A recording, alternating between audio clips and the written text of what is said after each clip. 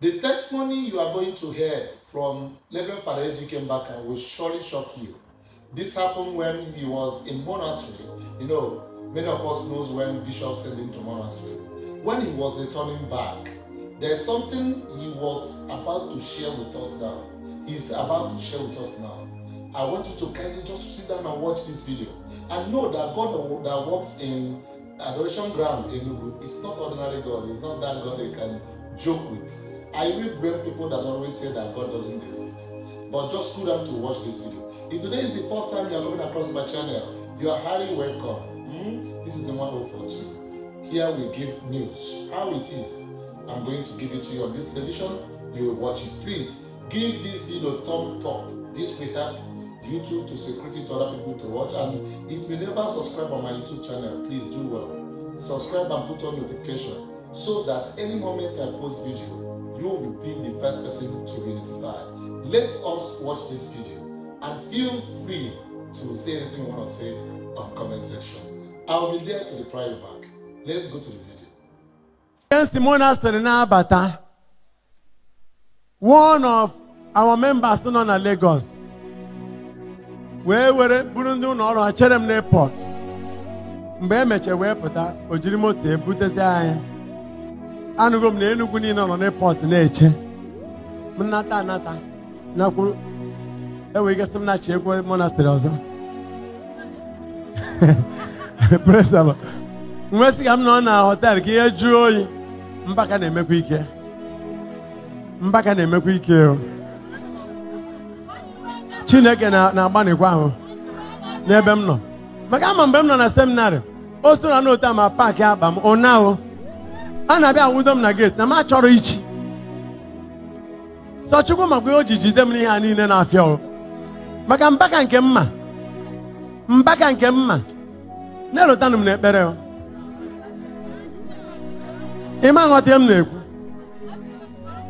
Don't presume what you may not understand. I went by a hotel I'm on the Enugu na Batam. Say Chica in I was Mbaka and dig Agan Airport, Penatampe. Oh, Pacamnezekwa. Why did the Ganenu Soyarim? Una who goes in here crusade. Ian Abaros on Abia. Oroye Vigu kego neso. Chukwu adoration Vigu. Over ọrụ ebube. I will soria. Ihe ga-agwadebe onye a bụ tank gịnị? Na una ịlụchaziri ọsịsọ isi gịnị? Nna ụdị shoe ị na-agbazi nowadays. Ọ dị ka isi gịnị? So echie mgbe na-apụta n'ụtụtụ. Ka anyị natawazịa mgbe unu bịa nabata m n'airport. Where the young man? Ụmụ gị dị one? Ọgwa m one ha dị. Ma 3 or 4 girls. Msị ya nwoke adịkwana ya? Ọsị m nọ na ihe wọrọ nwoke. Msị ya kpọọ nwunye gị ya bịa na ọ ga-amụ nwoke this time.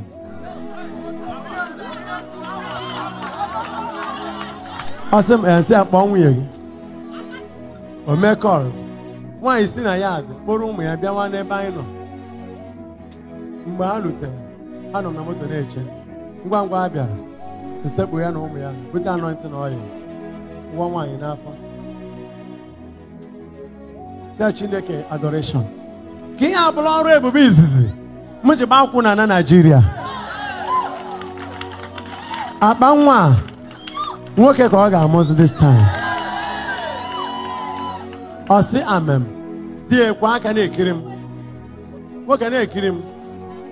Mbecha yota, I buy moto, jewe port, natawa Enugu. One of these days, I'm na abịa adoration, m jechere ekpere n'abata. Mkpọ ya na phone.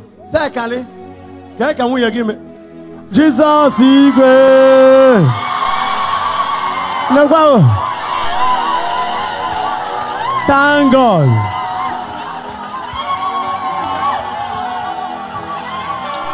My grandchild is here.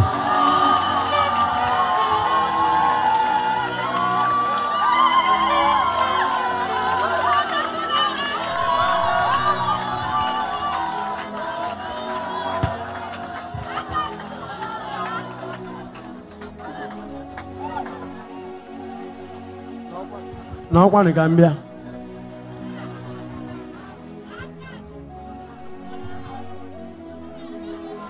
Nwa ebe ọ ka na-esi ya nwa ahụ nọ n'afọ na a ga-aba ya thank God. Ọ sị m thank God ya bụ Tochukwu. M sị ya yes.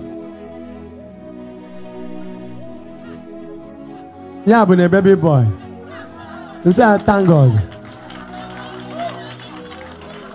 Tochukwu ga-aba afọ Igbo ya. Afọ baptizim abụrụ thank God. Kemgbe mụ na ha afụnụrụ. Cheta na m si ụzọ agazi airport mgbe ekpere nwunye ya ekpere. Last time ọ kpọọ m sị m na nwunye ya nọkwa na labor na-adị ekpere m sị ya thank God. Chetakwa afọ ahụ thank God.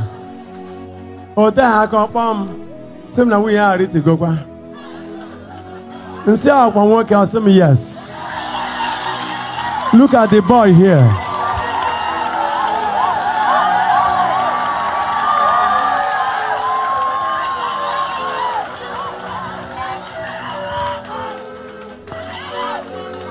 Nwa na mma, nwa na mma.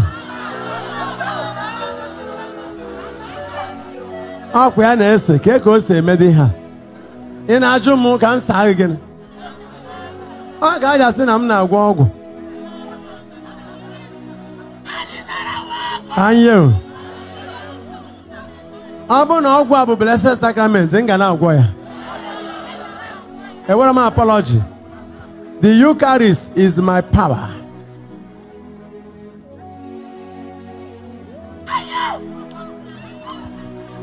My grandchild. I will see my children's children. Fere ya can say thank God. Thank God, Odogu. Oya bụ a multi-billionaire. Akụmara nwa m nku.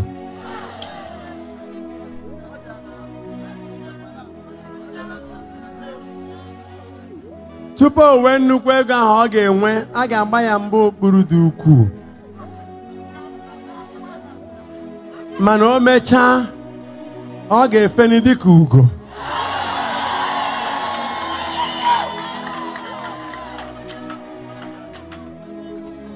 He has a blue diamond on his forehead. And it is well with him. Now welcome in Jesus' name. Yes, Oyibo bịara ụwa na Nigeria. We cover you with the blood of Jesus. But ya ka n'isi ya. Ọrụ ebube Chukwu ji sị m nnọọ from Monastery. Chukwu na-ekwe ọ na-emezu. Ịjụọ m nke ka o si eme. Amakwanụ m